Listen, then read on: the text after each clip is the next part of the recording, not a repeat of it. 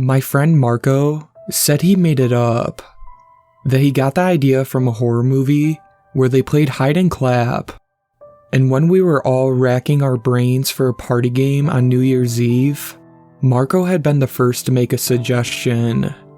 That sly smile of his that girls like so much, crinkling his eyes as he told us the rules.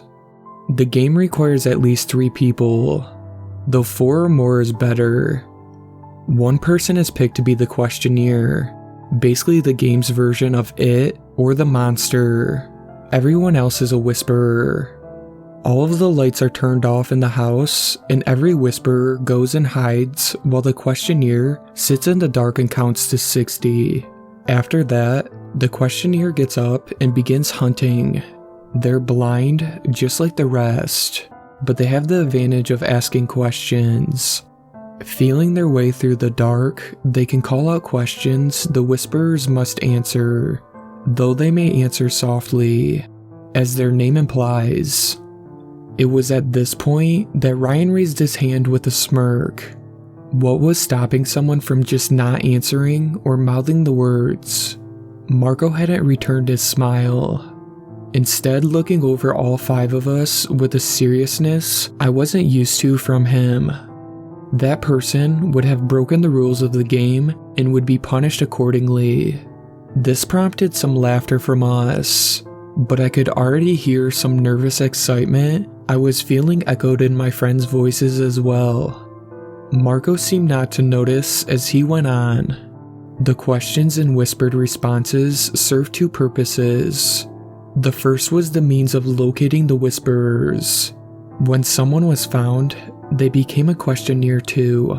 If, however, a questionnaire figured out who their prey was before touching them, they could call out the whisperer's name and then grab them, turning them into a sacrifice and putting them out of the game. This continued until everyone had been turned or sacrificed to the dark. When Marco was done, Brittany immediately began turning off lights while Sarah and Jesse started snickering as they headed off to get another drink before we started playing. Marco glanced at me before turning to look at Ryan. Want to be a questionnaire? Ryan frowned. Not really, man. This all sounds lame as shit. No offense. Marco let out a short laugh. I don't know, man. No offense, but it sounds to me like you're just a pussy, scared of the dark. Ryan's face was already darkening when I stood up to walk between them. No, I'll do the question thing. Marco met my eyes. Become the questionnaire? Yeah, that. I'll do it. Darkness is so subjective. When all the lights were off and I was the first blind and alone, I felt uncomfortable, vulnerable. But then I heard a nervous titter of laughter from another room, and I remembered that they were hiding from me. Grinning to myself, I stepped forward carefully and asked my first question. Do you have short hair? I heard a faint yes from somewhere in the dark, followed by a softer no from farther away, maybe up the stairs in the hall I thought I was entering. I froze for a second, but heard nothing else. I went on to something more specific. Did your prom date puke on you?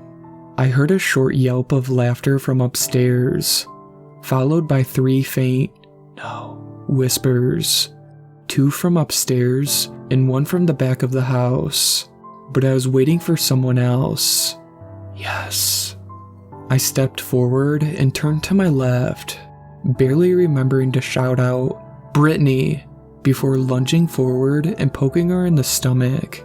Grunting bitch, she swatted me away. Yay, I'm sacrificed or whatever.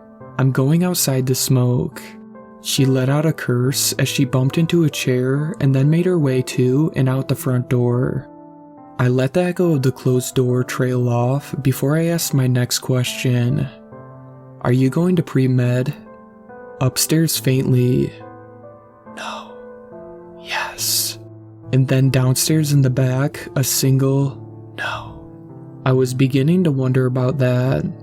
There were 6 of us, and yet the most I'd ever heard was 4 whispers. Sarah was pre-med, so she was upstairs. Was one of the others too far away or too quiet for me to hear, or were they just not saying anything? Frowning, I edged along the wall until my foot hit the bottom stair. I wasn't as familiar with Jesse's house upstairs, but at least I knew Sarah was up there somewhere, and oddly enough, I was feeling a strong urge to win, whatever that meant. My hand found the banister as I started making my way up the stairs. I could wait till I got at the top, but maybe if I asked my question on the way up, I could pinpoint Sarah and keep her from trying to slip by.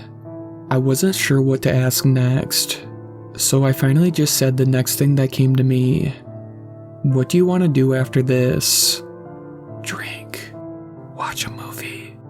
Both upstairs, and I recognized Sarah's voice coming from the right. "Watch them all die screaming." I let out a yell as I pitched forward on the stairs, barely catching myself as I rolled over onto my back. That had come from right behind me, nestled in a breath that was hot and rotten as it coiled around my neck. Who was that? Suddenly a light came on upstairs. There was no one on the stairs with me, no one around that I could see at all. Looking behind me, I saw Jesse and Sarah coming down the stairs, worried looks on their faces. Sarah crouched down on the step above me. "Are you okay? Did you fall?" I shook my head. No, I mean, yeah, but that wasn't why I yelled. I gave a slight shudder as I looked back down the stairs into the dark of the front hall. Someone was right behind me, whispering in my ear. It freaked me out. It must be that fucker Marco. Ryan had suddenly appeared at the top of the stairs too, his face already growing red. That shithead has been weird all night. I don't know if he got into some bad weed on his little camping trip or what, but I'm about ready to pound his fucking... He trailed off as he saw me shaking my head. "What? You saying it's not him?" I shrugged weakly as I stood up. I don't know. It didn't sound like him. Didn't feel like him at all. Like any of us. Ryan rolled his eyes. "Jesus, Tab. I know you've got a crush on him or whatever." Ow. He flinched as Jesse jabbed him in the ribs. He went on with a lowered voice. "But you could have gotten hurt, okay? Let's just find him and find out what the hell he was thinking." Nodding, I took Sarah's hand and went back down, hitting the lights at the bottom of the stairs. We started calling out for Marco, and after a minute, Brittany came back in with a questioning look. When we told her what had happened, her momentary look of satisfaction that had fallen was replaced with concern when she saw how upset I was and how angry Ryan was becoming the longer we looked for Marco. 15 minutes later, and we had searched the house and yard for him twice with no luck. Calls to his phone went straight to a full mailbox, and texts got no response either. We were sitting back down in the living room when Jesse gave a small laugh. "Happy New Year, I guess. It's 12:03. We all laughed with her, but the sound was brittle. Everyone was unhappy and on edge, and I started to feel guilty about spoiling the party for everyone. "Look, I'm sure it's fine. He probably just left as a practical joke, and it worked because it freaked me out." I shrugged. Him not answering his phone is a bit weird, but who knows? Maybe it's part of the prank. I looked at Jesse. "Did you call him about the party, or did he call you?" She frowned. "Neither. I was out jogging yesterday, and when I came back, he was sitting on the steps outside. We hung out for a minute. I asked him about his camping trip after Christmas, and told him about the party tonight." Ryan leaned in. "Did he seem okay to you then?" Jesse shrugged. "I mean, I guess. We only talked a couple of minutes and I was tired. I wasn't looking for anything, you know?" He nodded. "Yeah, who knows? Him and his weird bullshit game." Smirking, he went on. "That's why I didn't even play it. Ryan blushed slightly. Sorry, Tab. Wasn't trying to be a dick to you, but I wasn't playing by his stupid rules either. Just sat upstairs in the bathroom the whole time, quiet as a church mouse. The next day I got a call that Brittany had died from smoke inhalation. Apparently the apartment below hers had an electrical fire that pushed smoke into her bedroom while she slept.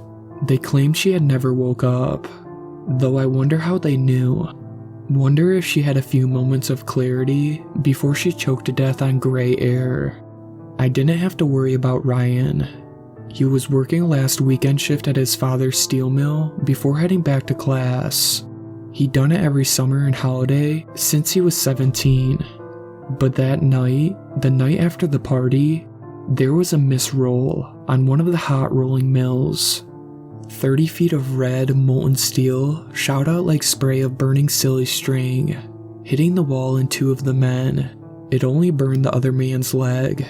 But Ryan, when he was drunk enough at the wake, Ryan's dad had told me and Sarah that it had coiled around his boy like a python, burning and crushing him down as it tightened, cooling from the air on the outside and the blood and meat within. He'd been on the floor less than 50 feet away, and the last memory he had of his only child was watching helpless as he died screaming. No one has seen or heard from Marco in the last 2 weeks. He still doesn't answer his phone or his door, and no one we ask knows where he is. Last night, I finally tracked down a number for his mother. She lives in Chicago, and we've never spoken, but I figured it was worth a try to see if she heard from him. Hello? Hey, Miss Sandoval? This is Tabitha Morris. I'm a friend of your son Marco. Oh, have you heard from him? I gripped the phone tighter. No, that's what I was going to ask you. We've been looking for him. When did you last hear from him? There was a long pause, and when she spoke again, the woman's voice seemed thinner and more lifeless than before. It was the day after Christmas. He left to go camping, always rushing off to do something, but he was supposed to be back in 2 days. When he didn't come back in 3, I called the park service. They had a record of him camping there, even found where he stayed, but no Marco. Not there or anywhere. No one's seen him since. Another pause, and when she spoke again, a new worm of hope was buried in her words. When did you see him last? Have you seen him since he went camping? I slumped down to the floor, barely hearing the last words to her over the hammering of my heart. No, I don't think I have.